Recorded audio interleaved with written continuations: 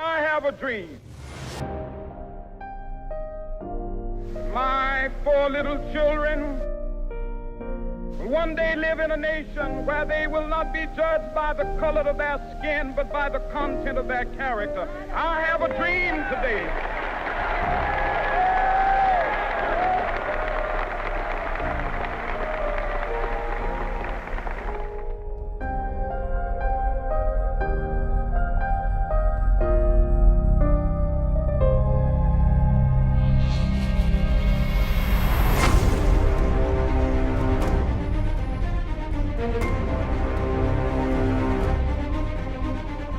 In what will go down in history as the greatest demonstration for freedom in the history of our nation.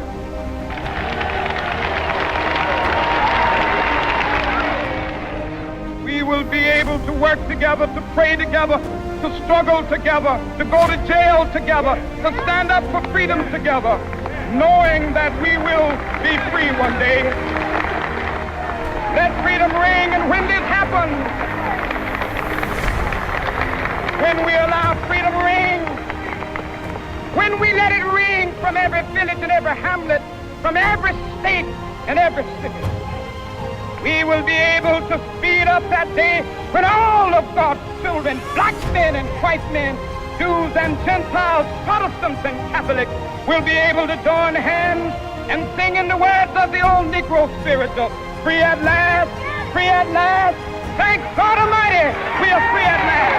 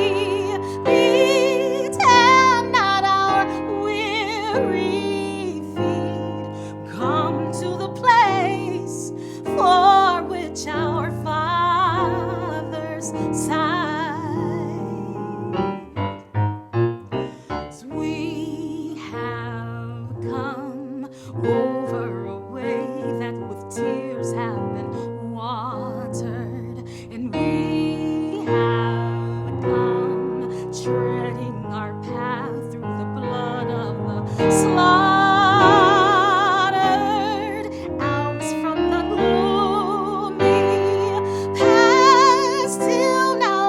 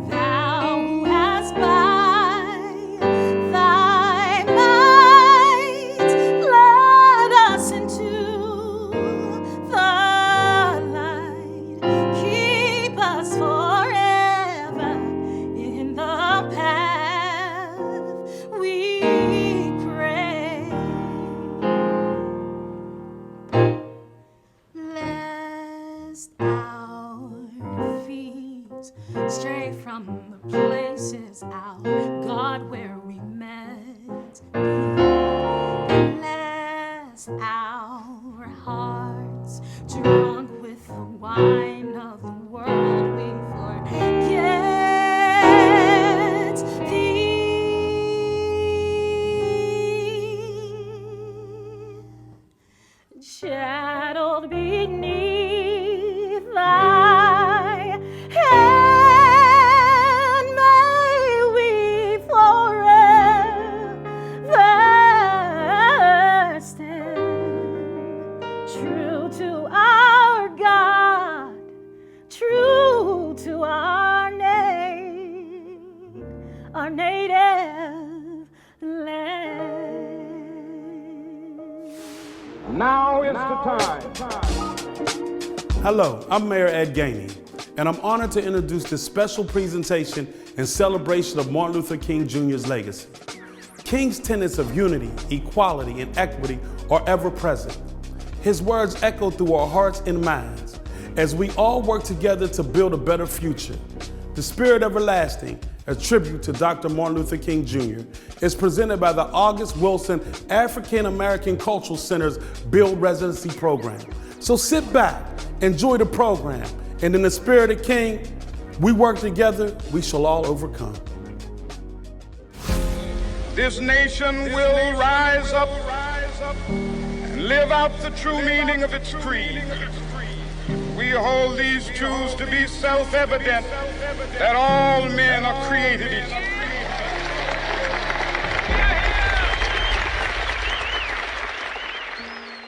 On behalf of Damascus Theater Collective, I'd like to welcome you to today's program. We want to thank Janice Burley Wilson and the team here at the August Wilson African American Cultural Center for providing us with an artistic home. We also want to thank Emmai Alaquiva and the Your Mom's House team for sharing in the inaugural B.U.I.L.D. Residency program, courtesy of R.K. Mellon. And most importantly, we want to welcome you to this event. This afternoon, you will see the gifts and talents of actors and singers on display in honor of the legacy and life of Dr. Martin Luther King. You will also hear texts from Howard Thurman, a minister and theologian who set the framework for the nonviolence movement. His text, Jesus and the Disinherited, was one that Dr. King carried with him often on his journeys. So we hope that you will enjoy every moment of this presentation and that you too will ponder and question during this time, what is it that we say about our faiths, our beliefs, our values when all of our backs are up against the wall? Thank you and enjoy the show.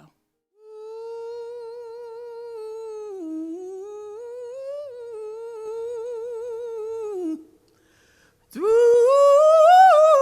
the storm,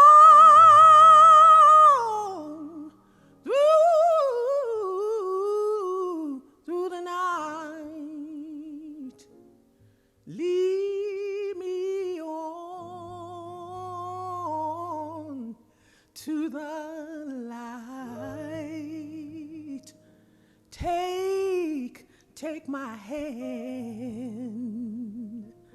precious Lord, and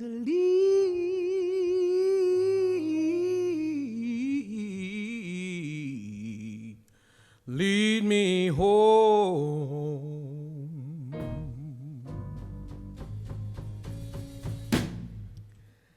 I want Jesus to walk with me. I want Jesus to walk with me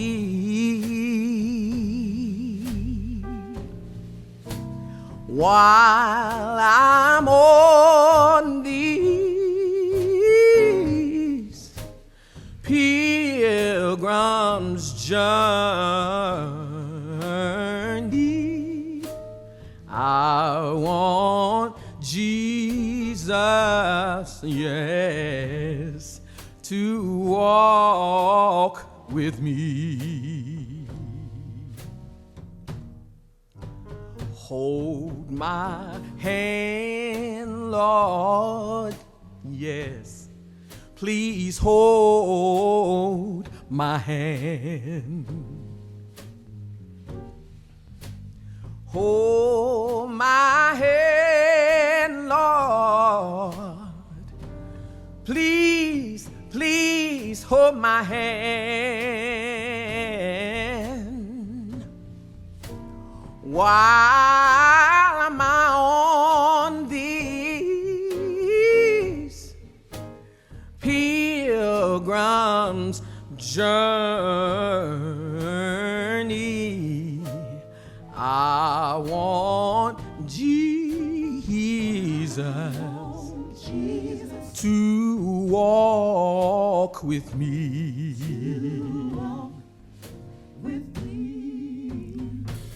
In my trials, Lord, please walk with me. Talk with me. In my trials, please, please walk with me.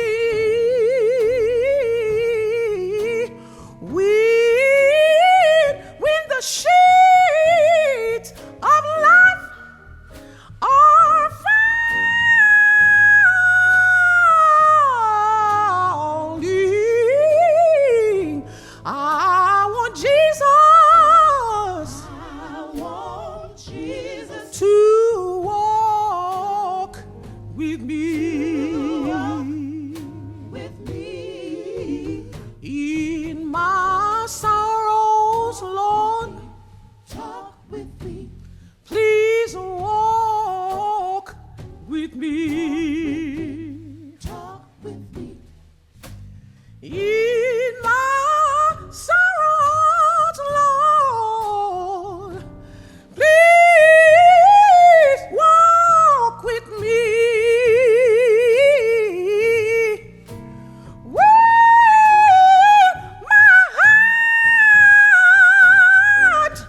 Within is aching. I want Jesus. To walk with me.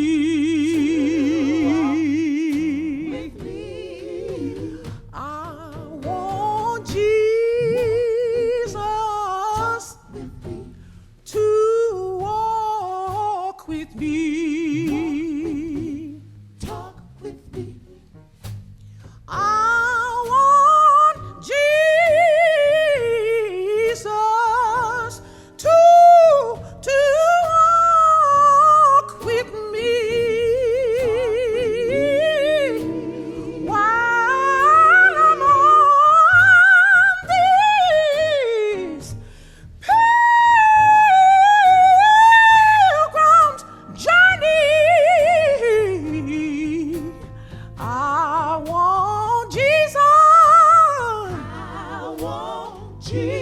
I said I want Jesus. Lord, I want Jesus. To walk with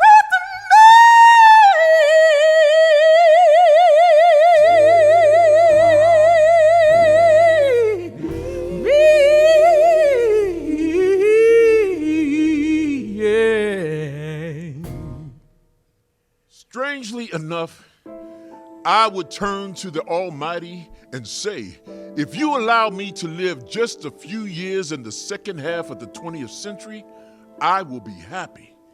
Now that's a strange statement to make because the world is all messed up. The nation is sick. Trouble is in the land. Confusion is all around. But I know somehow that only when it is dark enough can you see the stars. The masses of the people are rising up, and wherever they are assembled today, the cry is always the same. We want to be free. And I say to you, I have also decided to stick to love. For I know that love is ultimately the only answer to mankind's problems. And I'm going to talk about it everywhere I go. I know it isn't popular to talk about it in some circles today. Now, I'm not talking about emotional bosh when I talk about love. I'm talking about a strong, demanding love. And I've seen too much hate. I've seen too much hate on the faces of sheriffs in the South. I've seen hate on the faces of too many Klansmen and too many white citizens counselors in the South to want to hate myself. Because every time I see it, I know that it does something to their faces and their personalities. And I say to myself that hate is too great a burden to bear. I have decided to love. Men for years now have been talking about war and peace, but now no longer can they just talk about it. It is no longer a choice between violence and non-violence. In this world, it's non-violence or non-existence. This is where we are today. And also, in the human rights revolution, if something isn't done and done in a hurry to bring the colored people of the world out of their long years of poverty, their long years of hurt and neglect, the whole world is doomed. Now, I'm just happy that God has allowed me to live in this period to see what is unfolding. I can remember when Negroes were going around, as Ralph has so often said, scratching where they didn't itch and laughing where they were not tickled. But that day is over. We mean business now, and we are determined to gain our rightful place in God's world. And that's all this whole thing is about. We aren't engaged in negative protest and any negative arguments with anybody. We are saying that we are determined to be men. We are determined to be people. We are saying that we are God's children. And if we are God's children, we don't have to live like we are being forced to live. Now, what does this mean in this great period of history? It means that we've got to stay together. We've got to stay together and maintain unity.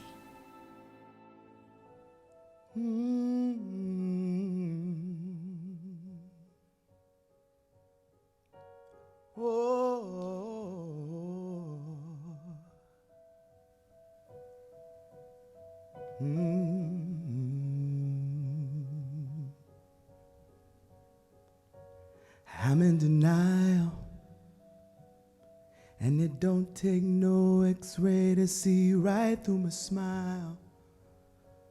I know I be on the go, and it ain't no drink out there that can numb my soul. Oh no, no. All I wanna do is break the chains off. All I wanna do is break the chains off. All I wanna do is be free. All I wanna do is be free. All I wanna do is break the chains off. All I wanna do is break the chains off. All I wanna do is be free. All I wanna do is be free. Can you tell me why? Every time I step outside, I see my people die. Oh, I'm letting you know that it ain't no gun that can make me kill my soul. No, no, no, no. All I wanna do is break the chains off. All I wanna do is break the chains off. All I wanna do is be free. All I wanna do is be free. Oh, all I wanna do is break the chains off. All I wanna do is break the chains off. All I wanna do is be free. All I wanna do is be free.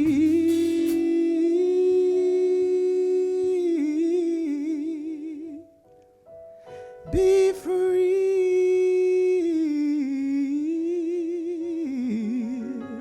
Oh, Chains off. be free. Oh, all I wanna do is break the chains off. All I wanna do is break the chains off. All I wanna do is be free. All I wanna do is be free. All I wanna do is break the chains off. All I wanna do is break the chains off. All I wanna do is be free. All I wanna do is be free. Oh, all I wanna do, yeah. I said, all I wanna do, y'all, is be free. Oh, yes. Hey, oh, all I wanna do, yes. All I wanna do, yes, is be free. Be free.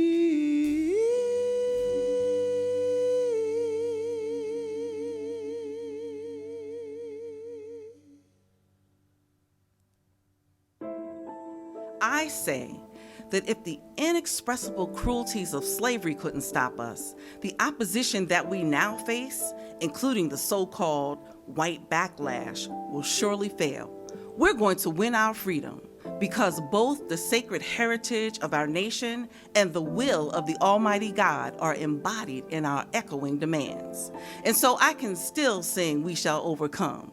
We shall overcome because somehow the arc of the moral universe is long, but it bends toward justice. We shall overcome because Carlyle is right.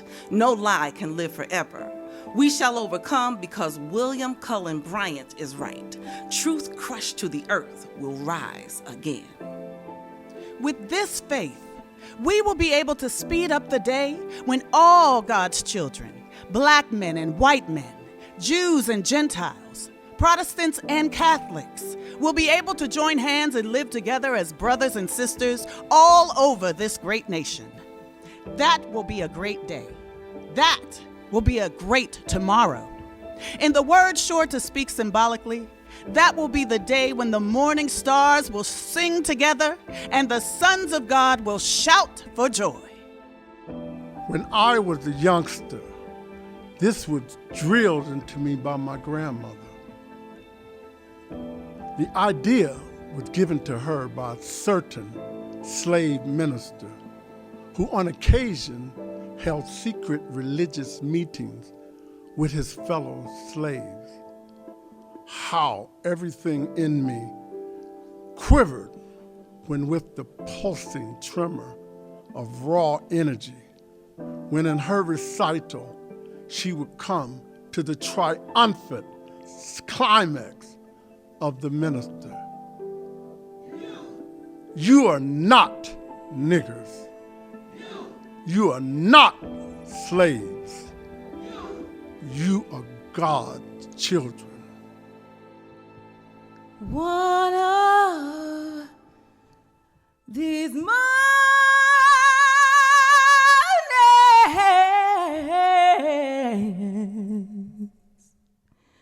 you're gonna rise up singing.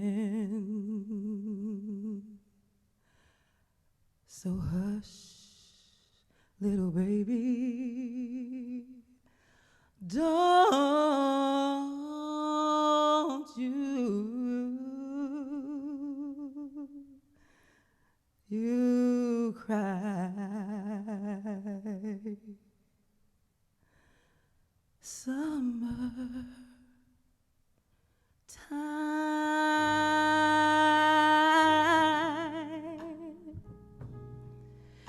and the living is easy.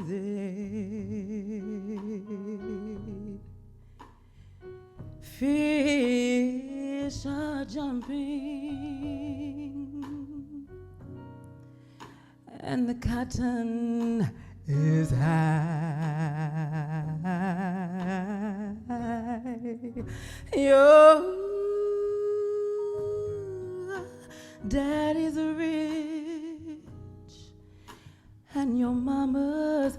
good looking.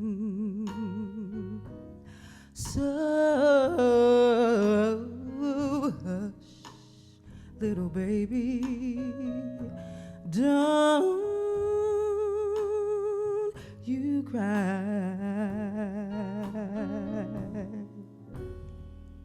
One of these mornings,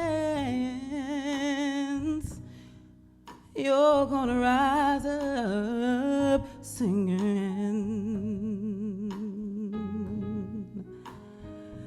Then you'll spread your wings and take the sky. But till that morning, there's nothing can harm you.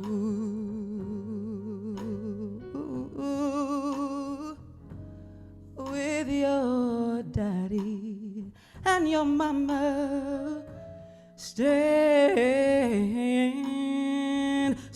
by. One of these mornings, you're gonna rise up singing. Then you'll spread your wings and you'll take the sky.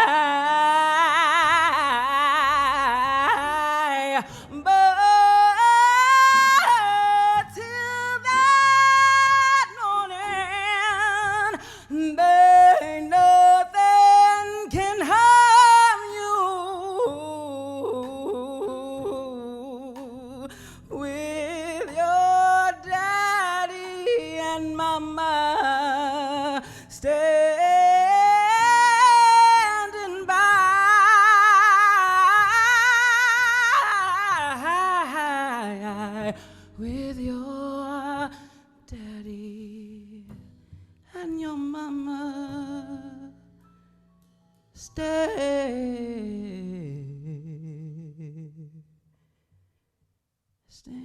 by.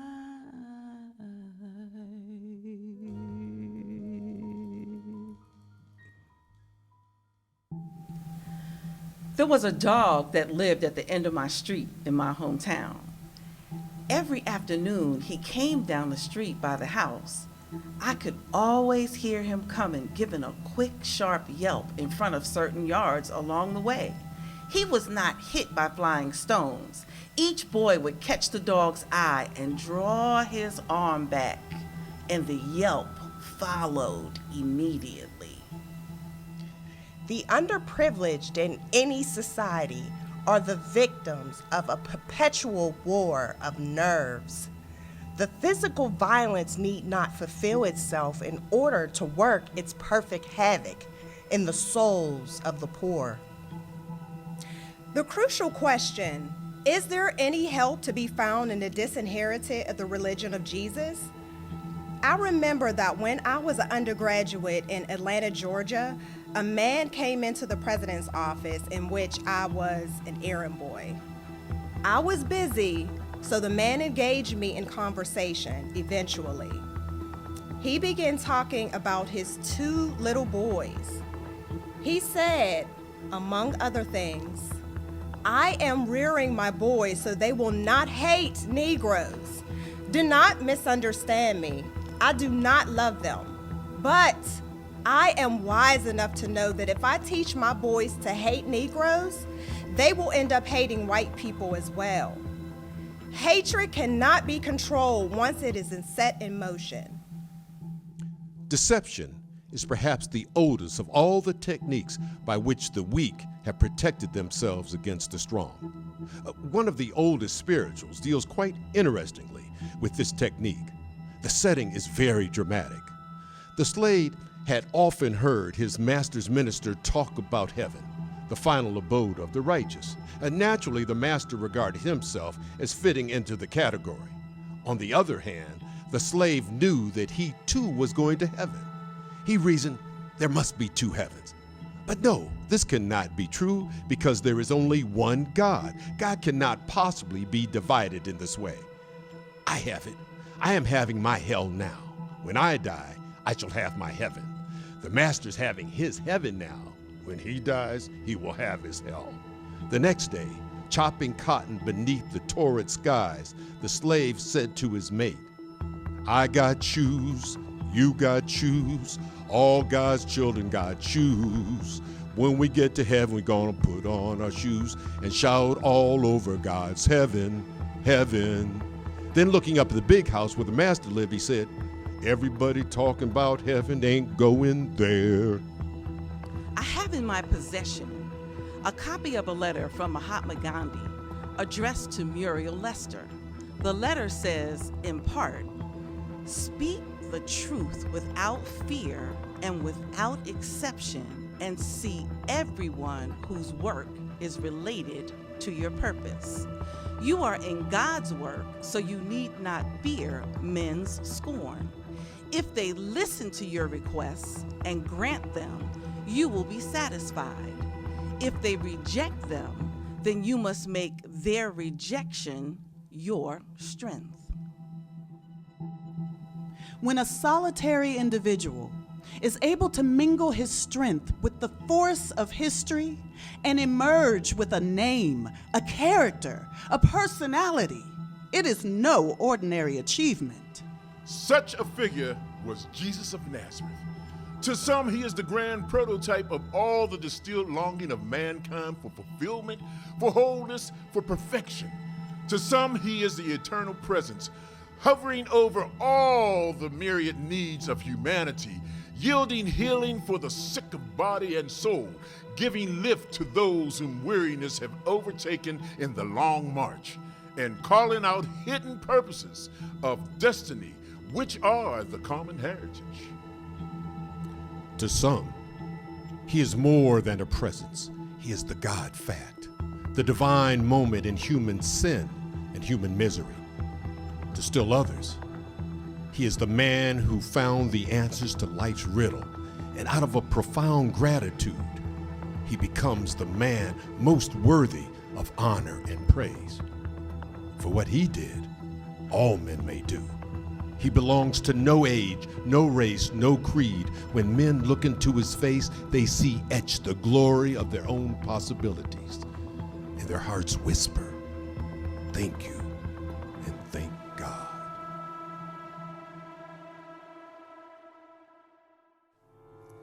I got so much to thank God for.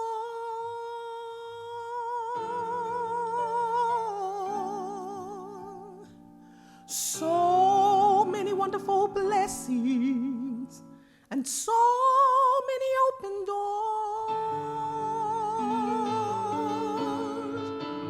A brand new mercies along with no day. That's why I praise you, and for this I give you praise.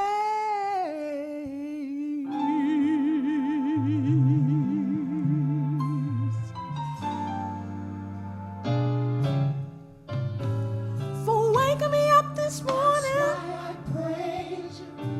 For sending me on my way. Oh, for letting me see the sunshine of a brand new day. And for brand new mercies along with each new day. That's why I praise. Oh, for this I give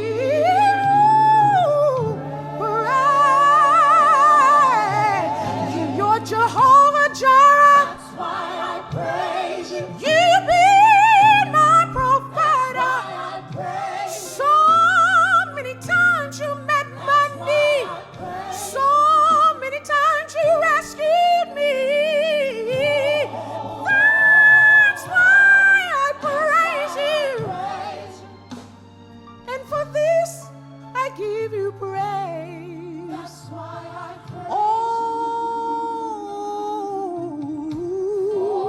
for this I give you praise.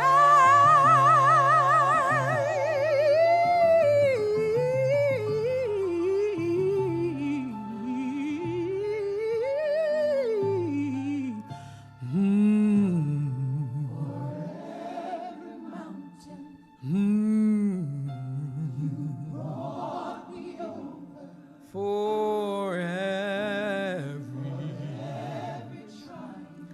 you see me through. For every hallelujah. For this I give you praise. For every mountain you brought me. For every you see me through.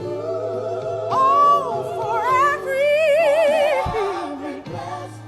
hallelujah. For this I give you praise. For every mountain you brought me. Oh, for every you see me through. Oh, for every hallelujah. For this I give you praise. For every mountain you brought me. For every you see me through. Oh, for every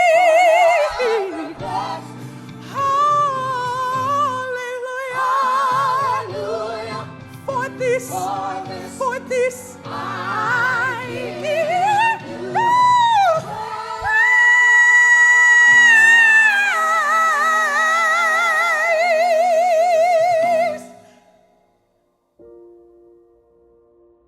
All we say to America is be true to what you said on paper.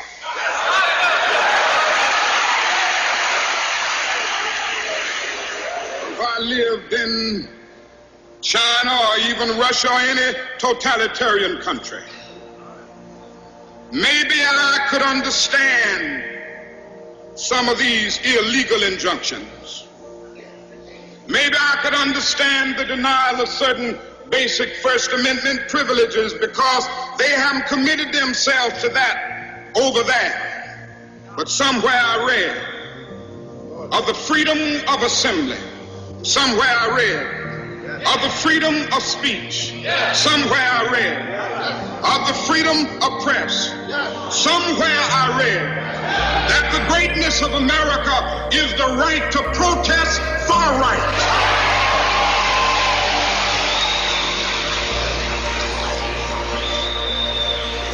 So just as I say we aren't going to let any dogs or water hoses turn us around, we aren't going to let any injunction turn us around.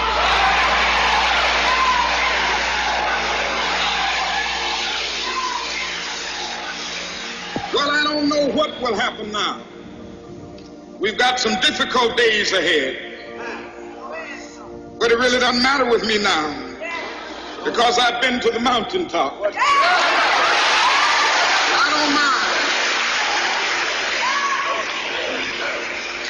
Like anybody, I would like to live a long life. Longevity has its place.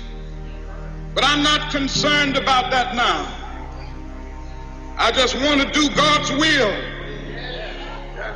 And he's allowed me to go up to the mountain. And I've looked over and I've seen the promised land. I may not get there with you, but I want you to know tonight that we as a people will get to the promised land.